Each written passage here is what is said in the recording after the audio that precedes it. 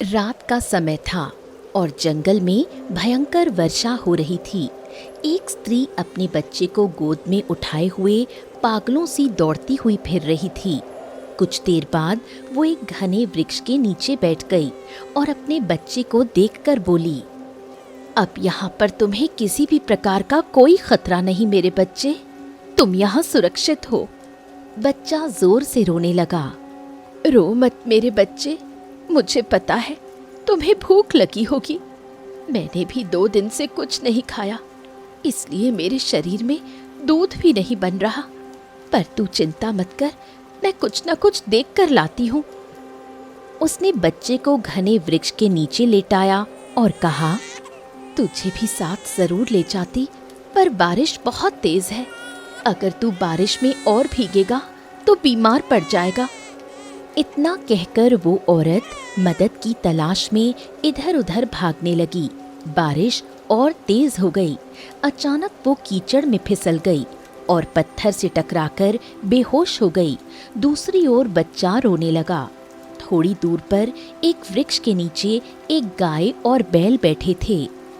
ये लो, किसी नवजात शिशु की आवाज लग रही है। लगता है यहाँ कोई मनुष्य है। कहे तो तुम सही रही हो। मुझे लगता है कि हमें वहां जाकर देखना चाहिए। चलो। बैल बच्चे के रोने की दिशा की ओर चल पड़ा। बच्चा फूट फूट कर रो रहा था। तभी एक शेर आ गया और बच्चे को ललचाई हुई नजरों से देखकर बोला, अरे, जंगल में मनुष्य और वो भी बच्चा। आज रात के खाने का तो आनंद ही आ गया।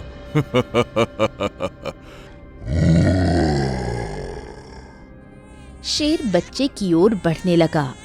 गाय और बैल उसी समय उसके सामने आ खड़े हुए। ए, चला जा यहाँ से।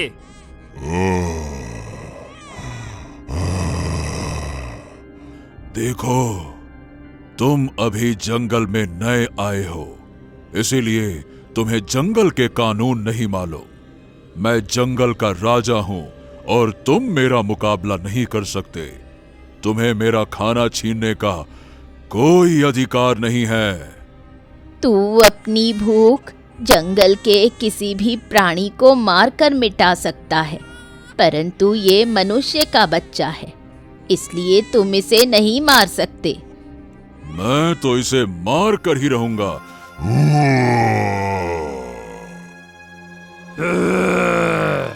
अगर एक कदम भी आगे बढ़ाया तो मैं अपने सींगों से तेरा बुरा हाल कर दूंगा। तेरी भलाई इसी में है कि चला जा यहाँ से। हम 2 हैं, तू एक से आगे से मुकाबला करेगा, दूसरा पीछे से सींग मारेगा। तू हमारा मुकाबला नहीं कर सकता। चला जा चुपचाप यहाँ से।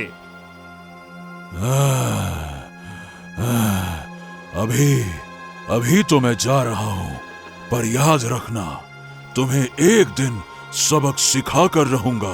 और जब से तुम दोनों इस जंगल में आए हो, नाक में दम करके रख दिया है।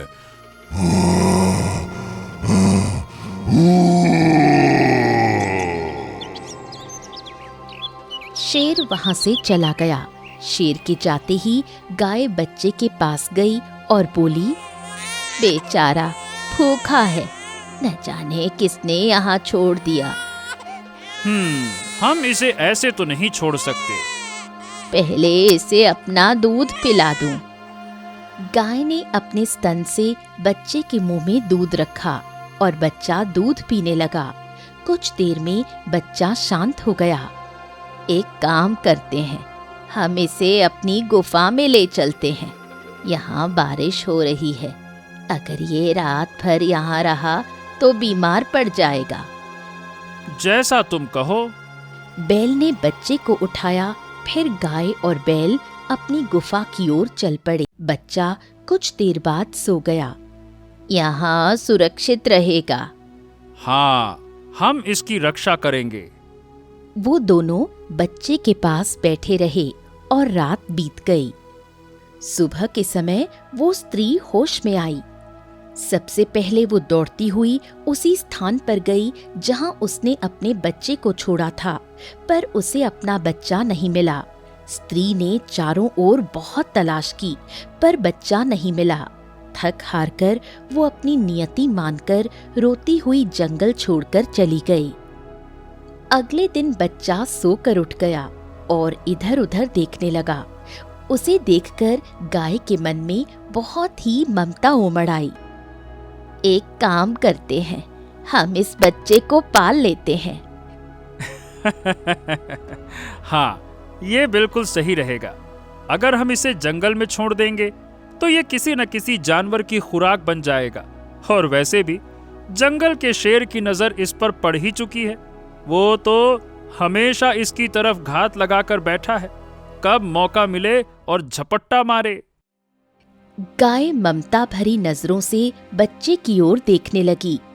गाय ने बड़े ही प्रेम से उस बच्चे का नाम अर्जुन रखा। समय ऐसे ही बीतता गया और देखते ही देखते 10 वर्ष बीत गए। अर्जुन अब दिन भर जंगल में घूमता था। एक दिन वो तालाब के किनारे बैठा था कि तभी एक मैना पक्षी उड़ती हुई आ गई।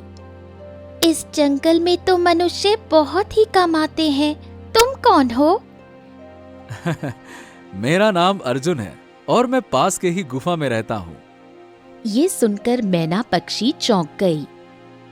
क्या तुम तो मेरी भाषा समझ रहे हो? ऐसा कैसे हो सकता है? मैं भी जंगल में ही रहता हूँ और केवल तुम्हारी ही नहीं, मैं जंगल के हर जानवर की भाषा को अच्छी तरह से समझ सकता हूँ। ये सुनकर मैना पक्षी खुश हो गई। अरे वाह, फिर तो मेरी और तुम्हारी खूब जमेगी। मतलब मैं कुछ समझा नहीं। क्या तुम मुझसे दोस्ती करोगे? हाँ हाँ, क्यों नहीं। वैसे तुम्हें पता है, मुझे ना जंगल में कभी कभी बहुत ही अकेलापन महसूस होता है। मैं जंगल में हमेशा अकेला रहता हूँ। अगर तुम मुझसे दोस्ती कर लोगी तो मेरा अकेलापन दूर हो जाएगा। हाँ, तो फिर अब से हम दोस्त हुए। क्या तुम मुझे अपने घर पर ले जाओगे? हाँ हाँ, क्यों नहीं, चलो। अर्जुन मैना पक्षी को अपने घर ले आया। आओ माँ। अरे माँ देखो, जंगल में मेरी नई दोस्त बन गई है, मेरी प्यारी मैना। गाय मुस्कुराई और मैना पक्षी को स्नेह से देखा। क्या ये आपका पुत्र है? हाँ, ये मेरा ही पुत्र है। मैंने और इसके पिता ने बड़े ही प्यार से इसका नाम अर्जुन रखा था। मैना मुस्कुराने लगी और समय ऐसे ही बीतने लगा। देखते ही देखते 20 वर्ष बीत गए। अर्जुन अब जवान हो गया। एक दिन अर्जुन जंगल में बैठा था कि तभी मैना पक्षी उड़ती हुई आई। अर्जुन, क्या तुम्हें पता है, हमारे जंगल में एक साधु महाराज रहते हैं। कहते हैं उन्हें बड़ी ही चमत्कारी शक्तियों का ज्ञान है। वो भी तुम्हारी ही तरह मनुष्य है और हर जानवर की भाषा को समझ लेते हैं।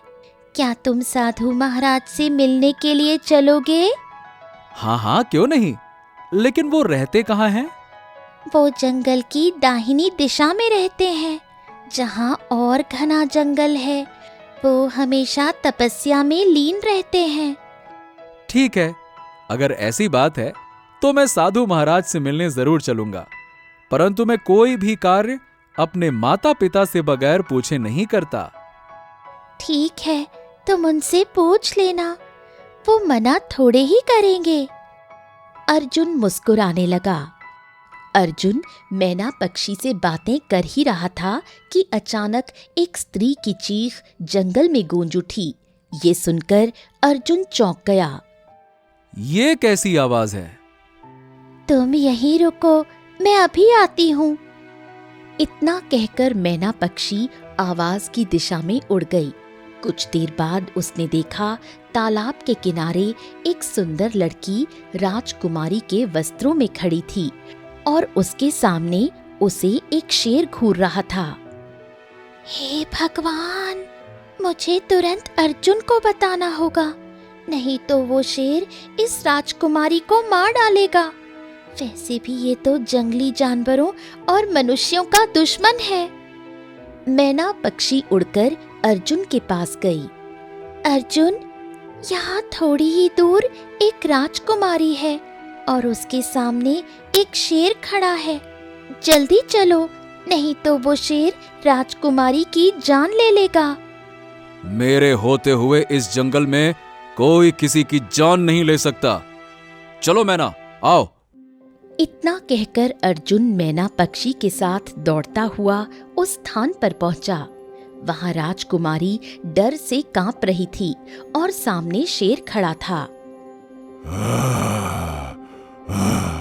चला जा यहां से, चला जा। मैं तुम्हें आखिरी मौका देता हूं। यहां से मैं नहीं जाऊंगा, बल्कि तू जाएगा। तभी शेर राजकुमारी पर हमला करने के लिए उछला। अर्जुन ने तुरंत राजकुमारी की तलवार छीनकर शेर पर वार किया। एक ही वार में शेर धराशायी हो गया। राजकुमारी भयभीत अवस्था में अर्जुन से लिपट गई। कुछ देर बाद होश में आकर बोली, अगर तुम नहीं होते तो ये शेर मुझे मार डालता। लेकिन तुम हो कौन? मैंने देखा तुम शेर से बात कर रहे थे। क्या तुम उसकी भाषा समझ रहे थे? मुझे तो कुछ भी समझ में नहीं आया। हाँ, मैं जंगल के सभी प्राणियों की भाषा समझता हूँ। तभी मैना पक्षी उड़ती हुई आई और राजकुमारी की ओर देखकर बोली, शुक्रिया तुम्हें मेरा भी कहना चाहिए राजकुमारी, क्योंकि मैंने ही अर्जुन को बताया था कि तुम्हारी जान खतरे में है। लेकिन राजकुमारी को मैना की कोई बात समझ में नहीं आई। वो अर्जुन की ओर देखने लगी। दरअसल ये मेरी दोस्त मैना पक्षी है। ये पता है क्या कह रही है? ये कह रही है कि इसकी वजह से मुझे तुम्हारे बारे में पता चला, इसीलिए तुम्हें इसका भी शुक्रिया अदा करना चाहिए, क्योंकि अगर ये मुझे नहीं बताती तो शायद मैं तुम्हारी जान न बचा पाता। राजकुमारी मुस्कुराई। अरे वाह, जंगल में शिकार करने आई थी और खुद शिकार होते होते बची। चलो, इसी बहाने मुझे जंगल में कुछ नए दोस्त मिल गए। अच्छा, अब मैं चलती हूँ, कल फिर आऊंगी। क्या तुम मुझे यहीं पर मिलोगे? राजकुमारी, कुछ देर पहले ही मैंने आपकी जान बचाई थी, इसीलिए इस जंगल में बहुत संभल कर रहना। अगर कल फिर से कोई शेर मेरे सामने आ गया तो तुम हो ना मेरी रक्षा करने के लिए। राजकुमारी जाने लगी। अच्छा सुनो, तुम्हारा नाम क्या है? राजकुमारी चंद्रलेखा। मैं बल्लभगढ़ की राजकुमारी हूँ। इतना कहकर वो वहां से चली गई। अर्जुन मैना पक्षी को लेकर अपने घर लौटने लगा। रास्ते में मैना बोली, तुम राजकुमारी को इतना घूर घूर कर क्यों देख रहे थे? अब क्या मतलब? मैं कहाँ घूर घूर कर देख रहा था? मैं तो बस ऐसे ही देख रहा था। हाँ, कुछ भी बोलती हो। चलो। बनो मत, मैं जानती हूँ तुम्हें पहली ही नजर में राजकुमारी से प्रेम हो गया है। अरे धत, पगली कहीं की, ऐसा मत कहो। अगर ये बात राजकुमारी को पता चल गई तो वो बुरा मान जाएंगी। फिर कभी ऐसा मत कहना। हाँ। अरे वाह, तुम्हें तो अभी से उसकी इतनी चिंता होने लगी। अच्छा छोड़ो, साधु महाराज के यहाँ पर कल प्रातःकाल चलेंगे तो जल्दी पहुंच जाएंगे। वो नहीं नहीं नहीं नहीं नहीं, मैंने अपना इरादा बदल दिया है मैना। क्या है कि राजकुमारी कल फिर से इसी स्थान पर आएंगी। अगर उन्होंने मुझे ना पाया तो वो तो बेचारी उदास हो जाएंगी ना। और फिर अगर किसी जंगली जानवर ने उनको नुकसान पहुंचाने की कोशिश की तो उनकी रक्षा कौन करेगा? बताओ, बोलो बोलो। अरे मुस्कुरा क्यों रही हो, बोलो। तब तो मेरा शक सही निकला। तुम्हारे मन के अंदर प्रेम की घंटी बज चुकी है। अर्जुन मजाक में मैना को पकड़ने के लिए दौड़ा। मैना उड़कर जंगल में गुम हो गई। अर्जुन अपनी गुफा में लौट आया। गुफा में लौटकर अर्जुन ने सारी घटना अपनी माँ गाय को बताई। गाय चौंक गई और बैल की ओर देखने लगी। बेटा, राजकुमारी और राजकुमारों से हमेशा सावधान रहना। ये बहुत ही खतरनाक लोग होते हैं। अगर इन्हें कोई पसंद आ जाए तो वो मित्रता कर लेते हैं, लेकिन अगर इन्हें उसकी बात जरा सी भी बुरी लग जाए तो ये उसके शत्रु भी बन जाते हैं। इसलिए तुम संभल कर रहना।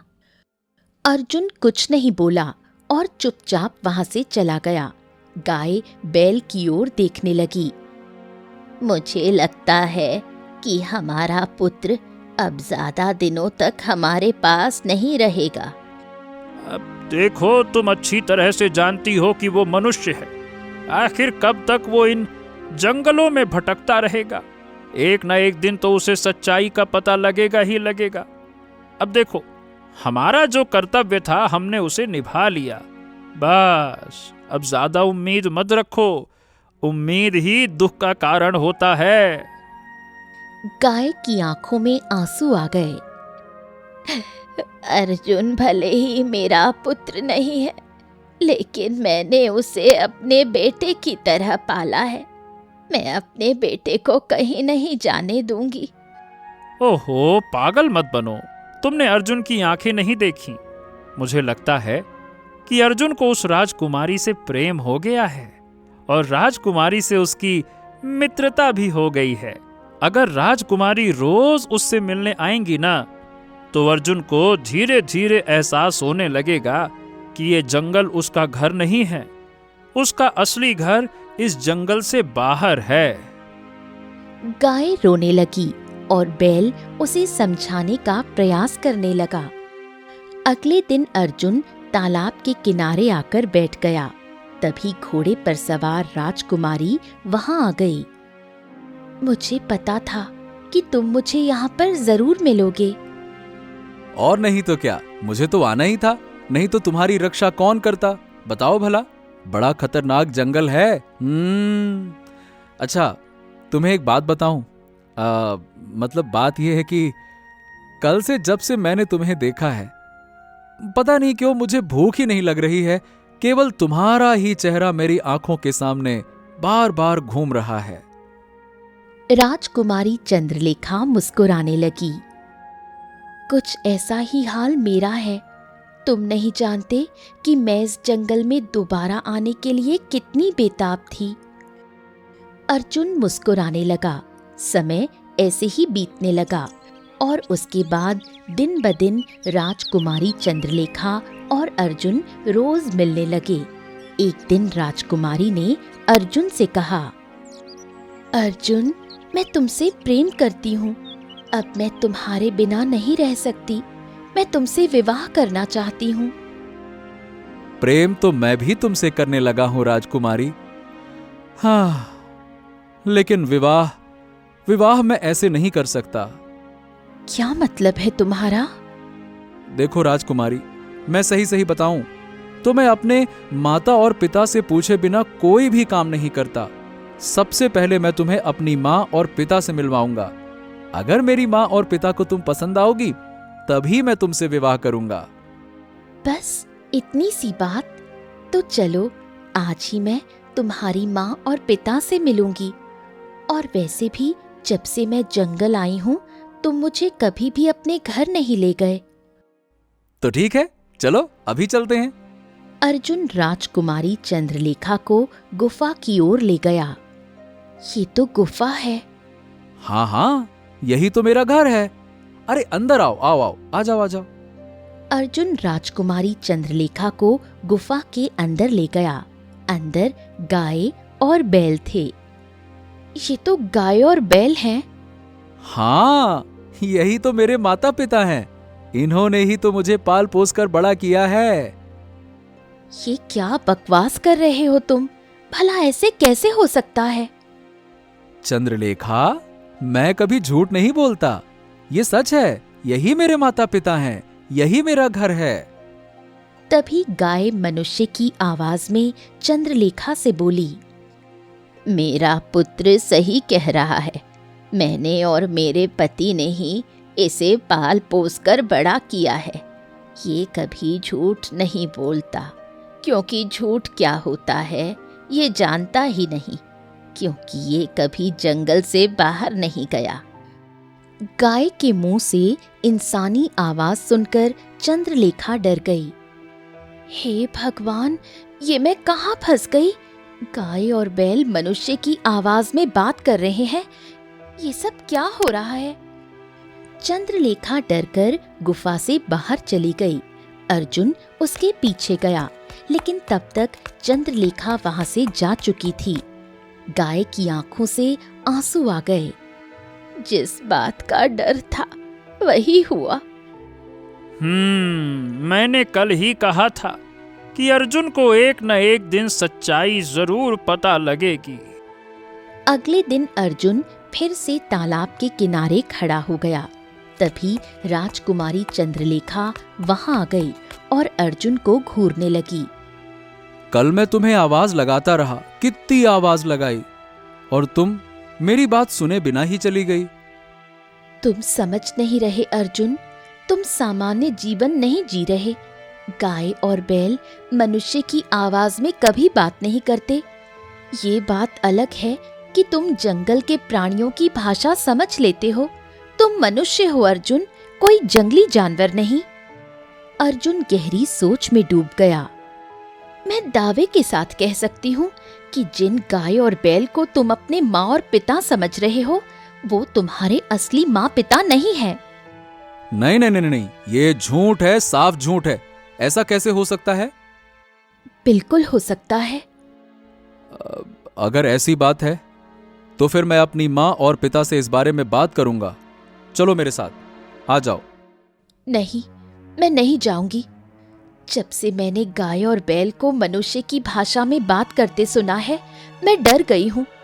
मैं कल इसी जगह पर दोबारा आऊंगी। तब तक तुम अपने माँ और पिता से पूछ लेना। इतना कहकर चंद्रलेखा वहां से चली गई और अर्जुन गुफा की ओर चला गया। माँ, मैं चंद्रलेखा से मिलकर आ रहा हूं, और चंद्रलेखा का कहना है माँ कि मैं एक मनुष्य हूं, और एक मनुष्य की संतान होता है। माँ, क्या ये सच्चाई है? क्या मैं आपकी संतान नहीं हूं? गाय अर्जुन की बात सुनकर अपने पति बैल की ओर देखने लगी और रोने लगी। बस बस बस, चुप हो जाओ, चुप हो जाओ। मेरे बेटे अर्जुन, तुम्हारी माँ सही कह रही है। तुम हमारी संतान नहीं हो। चंद्रलेखा ने सही कहा कि एक मनुष्य की संतान होता है। और जिस शेर को तुमने कुछ दिनों पहले राजकुमारी की जान बचाने के लिए मारा था, वही शेर तुम्हें उस समय खाना चाहता था जब तुम छोटे से बच्चे थे, और हमने तुम्हारी जान बचाई। बेटे, तुम अकेले थे, रो रहे थे।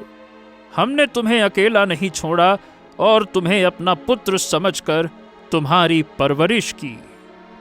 बैल की बात सुनकर अर्जुन अपनी माँ गाय की ओर देखने लगा। गाय ने रोते हुए 20 वर्ष पुरानी घटना अर्जुन को सुनाई।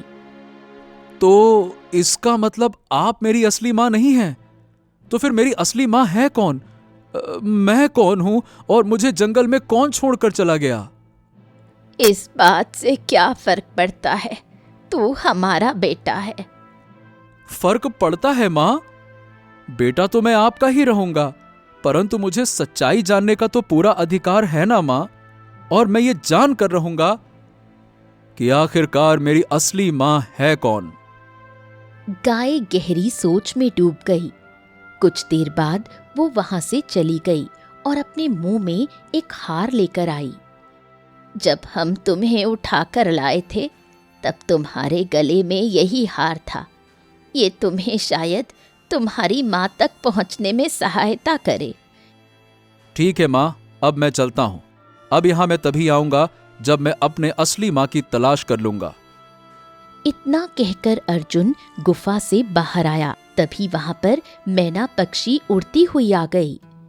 मैंने तुम्हारे और तुम्हारे माता पिता के बीच की सारी बातचीत सुन ली है, लेकिन तुम अपनी माँ की तलाश कैसे करोगे? हाँ, पता नहीं, परंतु मैं करूंगा जरूर। तुम्हें याद है, कुछ दिनों पहले मैंने एक साधु महाराज का जिक्र किया था। हाँ, याद है। उनके पास बड़ी ही चमत्कारी शक्तियां हैं। चलो उनके पास चलते हैं, वो अवश्य ही कोई ना कोई उपाय बताएंगे। अर्जुन मैना पक्षी के साथ घने जंगल की ओर चला गया। एक वृक्ष के नीचे साधु बैठे थे। अर्जुन ने साधु महाराज को हार दिखाया और सारी घटना बताई। प्रणाम साधु महाराज। साधु महाराज, मैं अपनी माँ की तलाश करना चाहता हूँ। साधु ने गहरी नजर से हार को देखा और रहस्यमयी अंदाज में अर्जुन को देखकर बोले, हरिओम हरिओम हरिओम। बेटे, समय आ गया है जंगल से बाहर निकलने का।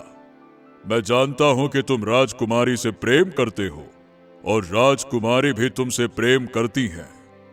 आजकल तुम दोनों रोज मिल रहे हो। ये हार राजकुमारी के साथ ले जाओ और इस जंगल से बाहर निकलो। नियति तुम्हें सच्चाई तक स्वयं पहुंचा देगी और जब तुम अपनी मां की तलाश पूरी कर लोगे, तब तुम अपनी मां को अपने असली मां और पिता से मिलवाने लेकर आना।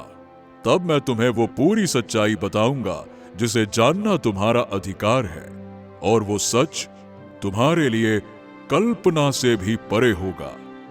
परंतु उस समय बेटे, तुम्हारे लिए फैसला लेना बहुत कठिन होगा। साधु महाराज, क्षमा चाहूंगा, लेकिन आपकी आधी बात तो मेरी समझ में आई और आधी नहीं आई। आधी बात तुम्हें भविष्य में समझ में आएगी। अब तुम जा सकते हो। हरिओम हरिओम। अर्जुन ने हार को पकड़ा और मैना पक्षी के साथ तालाब के किनारे आ गया। कुछ देर बाद चंद्रलेखा आ गई। अब चंद्रलेखा, मेरे माँ और पिता ने स्वीकार कर लिया है कि मैं उनकी संतान नहीं हूं। ये हार उन्होंने मुझे दिया है। बचपन में जब वो मुझे उठाकर लाए थे, तब ये मेरे गले में था। चंद्रलेखा ने हार को बहुत गौर से देखा। मैं एक जौहरी को जानती हूँ जो मेरे राज्य का है। वो इस हार को देखकर बता सकता है कि ये किस राज्य का है। चलो मेरे साथ। अर्जुन राजकुमारी के घोड़े पर बैठ गया। मैना पक्षी की आंखों से आंसू आ गए। अरे अरे अरे, रो मत मेरी मैना। तुम मेरी हमेशा मित्र रहोगी। मैं वापस जरूर आऊंगा, तुमसे मिलूंगा, तुमसे बातें करूंगा, है ना? चलो अब रो मत, मैं आता हूं। इतना कहकर अर्जुन राजकुमारी चंद्रलेखा के साथ वहां से चला गया। राजकुमारी चंद्रलेखा अर्जुन को वक नगर ले गई। अर्जुन हक्का बक्का होकर नगर को देख रहा था। वहां मनुष्य थे, बाजार सजा हुआ था। अर्जुन ने ये सब पहली बार देखा था। चंद्रलेखा जौहरी को हार दिखाकर बोली, क्या तुम बता सकते हो ये हार किस नगर का है? जौहरी ने हार को विस्तार से देखा। हाँ, बता सकता हूँ। ये हार तो केशव नगर राज्य का है। देखो, इसमें राज्य का चिन्ह भी लगा हुआ है। ये हार जरूर केशव नगर के महल से संबंधित है। चंद्रलेखा चौंक गई और हार लेकर अर्जुन के साथ बाहर आ गई। चलो केशव नगर जाने की तैयारी करते हैं। कुछ देर बाद चंद्रलेखा और अर्जुन केशव नगर के महल के द्वार पर खड़े थे। वहां एक सैनिक था। मैं बल्लभगढ़ की राजकुमारी चंद्रलेखा हूँ। सैनिक सम्मान से सिर झुकाकर बोला। राजकुमारी जी, स्वागत है आपका। क्या आप महारानी से मिलने आई हैं? चंद्रलेखा ने सैनिक को हार दिखाया। क्या ये हार इस महल से संबंधित है? सैनिक जो बूढ़ा था, हार को देखकर चौंक गया। हाँ हाँ हाँ हाँ हाँ, इस हार को मैं पहचानता हूँ।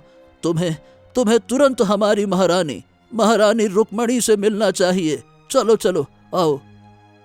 इतना कहकर बूढ़ा सैनिक राजकुमारी चंद्रलेखा और अर्जुन को राज दरबार के अंदर ले गया। बुजुर्ग सैनिक हार रुक्मणी को दिखाते हुए बोला, महारानी, इस हार को वल्लभगढ़ की राजकुमारी इस पुरुष के साथ यहाँ पर लेकर आई हैं। मुझे ये हार काफी जाना पहचाना महसूस हुआ, इसीलिए मैं स्वयं चलकर इसे आपके पास लाया हूँ। ये देखिए। इतना कहकर बुजुर्ग सैनिक वहां से चला गया। कौन हो तुम? मैं बल्लभगढ़ की राजकुमारी चंद्रलेखा। रुक्मणी रोने लगी। ये हार तुम्हारे पास कैसे आया?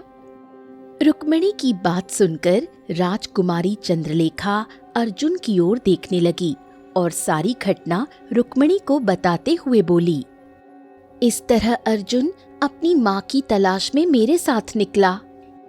ये सुनकर रुक्मणी रोने लगी और अर्जुन को गौर से देखने लगी। मेरे पुत्र, मैं ही तुम्हारी माँ हूँ। अर्जुन चौंक गया और उसकी आंखों से आंसू बहने लगे। अगर तुम मेरी माँ हो तो फिर तुमने मुझे जंगल में क्यों छोड़ दिया? मेरी बात का विश्वास कर मेरे पुत्र, मैंने तुझे जंगल में छोड़ा नहीं था, बल्कि मेरी नियति में ही तुझसे बिछड़ना लिखा था। लेकिन मुझे विश्वास था कि तू मुझे एक ना एक दिन जरूर मिलेगा। और देख, भगवान ने मेरी सुन ली। मैं रोज रात यही प्रार्थना करती थी कि मेरा पुत्र मुझे वापस मिल जाए। अर्जुन जंगल में कैसे पहुंच गया था? ये वर्षों पुरानी बात है। उस समय प्रतापगढ़ का राजा विक्रम शासन किया करता था। वो बहुत ही महत्वाकांक्षी और बहादुर राजा था। उसकी पत्नी रानी सौम्या भी उसके जैसी बहादुर थी और युद्ध के मैदान में उसके साथ जाती थी। चंद्रलेखा रुक्मणी की बात को बहुत गौर से सुन रही थी और अर्जुन की आंखें नम थीं। एक दिन राजा विक्रम ने हमारे राज्य के खिलाफ युद्ध का बिगुल छेड़ दिया। मेरे पति युद्ध के मैदान में चले गए, लेकिन हमारी सेना हार गई। एक सैनिक के कहने पर मेरे पति अपनी जान बचाने के लिए जंगल की ओर भाग गए। राजा विक्रम ने उन्हें देख लिया और अपनी पत्नी के साथ जंगल में उनके पीछे चल पड़ा। इतना कहकर रुक्मणी खामोश हो गई। फिर क्या हुआ माँ? कुछ दिन बाद हमारे सैनिकों को जंगल में मेरे पति की लाश मिली, लेकिन तब से राजा विक्रम और मेरी कोई खबर नहीं आई। जब वो काफी समय तक जंगल से अपने राज्य वापस नहीं आए, तो उनके मंत्री, जो बहुत वफादार थे, क्रोधित हो उठे। उन्हें लगा कि ये सब मैंने ही करवाया है। वो तुम्हारी जान के दुश्मन बन गए। रुक्मणी अपनी बात कहती रही। तुम बहुत छोटे थे। एक दिन कुछ सैनिक महल के गुप्त रास्ते से घुस आए। मंत्री ने कहा कि अब तुम्हारे पुत्र की जान खतरे में है। मैं तुम्हें लेकर जंगल चली गई। तुम भूख से तड़प रहे थे।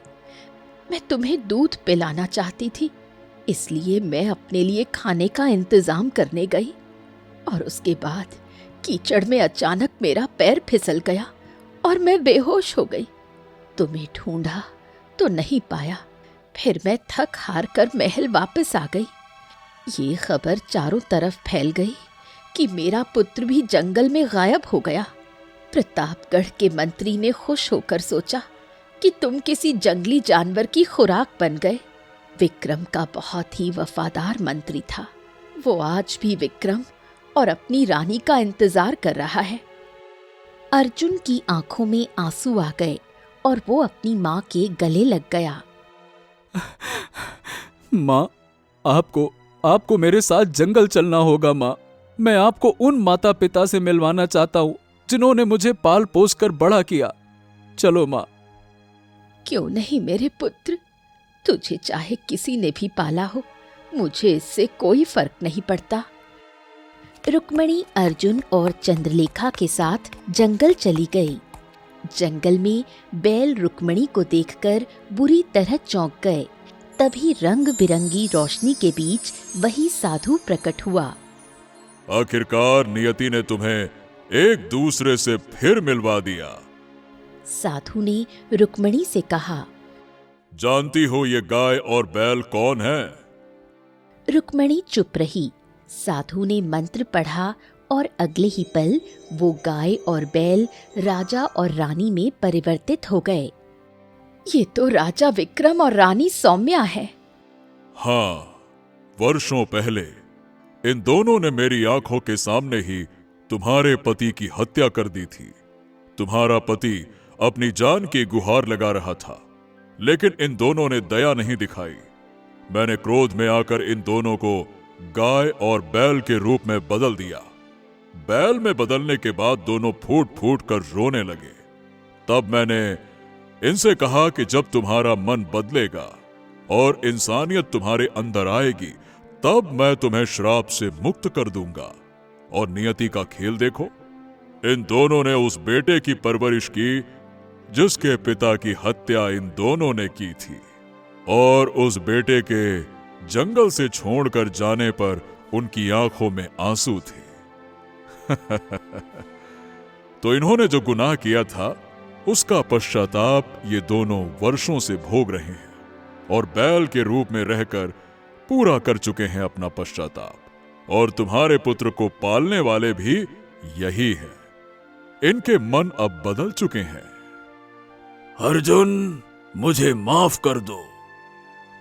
जो हुआ वो भाग्य में लिखा था। मैंने आपको माफ कर दिया। अब अपने राज्य लौट जाओ। तुम्हारा मंत्री आज भी तुम्हारा इंतजार कर रहा है। जाओ। राजा और रानी श्राप से मुक्त होकर चले गए। अर्जुन अपनी माँ रुक्मणी और चंद्रलेखा के साथ वहां से जाने लगा। तभी मैना पक्षी वहां आ पहुंची। चिंता मत करो मेरे मित्र, मैं तुमसे मिलने के लिए आता रहूंगा। मैना पक्षी ने नम आंखों से अर्जुन को विदा किया। अर्जुन अपने महल लौट गया। कुछ समय बाद अर्जुन का विवाह चंद्रलेखा से संपन्न हो गया।